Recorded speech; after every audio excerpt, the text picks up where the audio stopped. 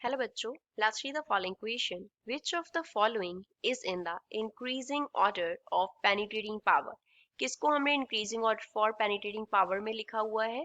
Alpha, beta and gamma, beta, alpha and gamma, gamma, alpha and beta और gamma, beta and alpha.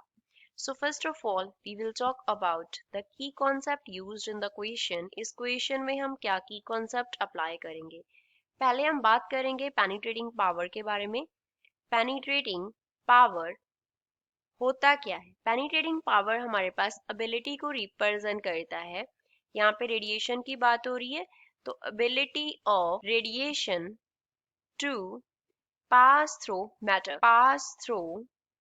Matter, matter के through pass करने का कितना ability है radiation में, that ability is known as penetrating power.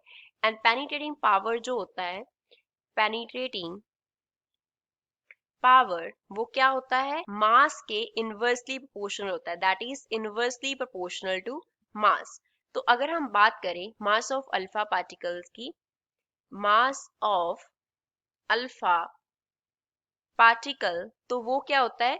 Greater होता है as compare to mass of beta particle, that is greater than mass of beta particle. क्योंकि helium nucleus जो है वो सर्टेनली हैवियर होगा इलेक्ट्रॉन से, which is further greater than the mass of gamma radiation. तो अगर हम यहाँ पे पेनिट्रेटिंग पावर कंपेयर करेंगे तो सपोज पेनिट्रेटिंग पावर को हम P से डिनोट कर लेते हैं, तो penetrating power of alpha particle क्या होगा? लेस होगा, particle less than penetrating power of beta particle. Beta particle की पेनिट्रेटिंग पावर से इसकी पेनिट्रेटिंग पावर लेस होगी, जिसकी पेनिट्रेटिंग पावर फर्दर लेस होगी किससे?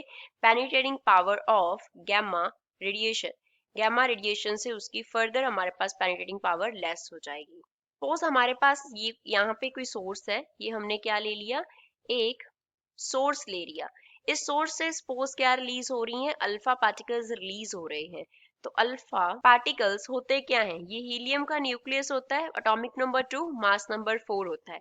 तो अगर हम इनके फ्रंट में क्या प्लेस कर दें? पेपर प्लेस कर दें. यहाँ पे सपोज ये हमने क्या प्लेस कर दिया? शीट ऑफ पेपर प्रोड्यूस कर दिया, प्लेस कर दिया, तो अल्फा पार्टिकल इसको क्रॉस नहीं करता.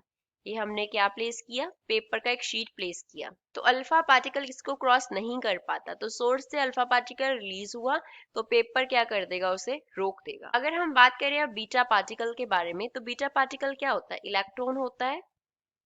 बीटा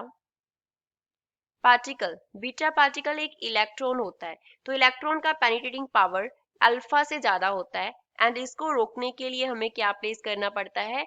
एल्यूमिनियम फॉयल प्लेस करना पड़ता है. इसका पेनिट्रेटिंग पावर बड़ा होता है अल्फा पार्टिकल से.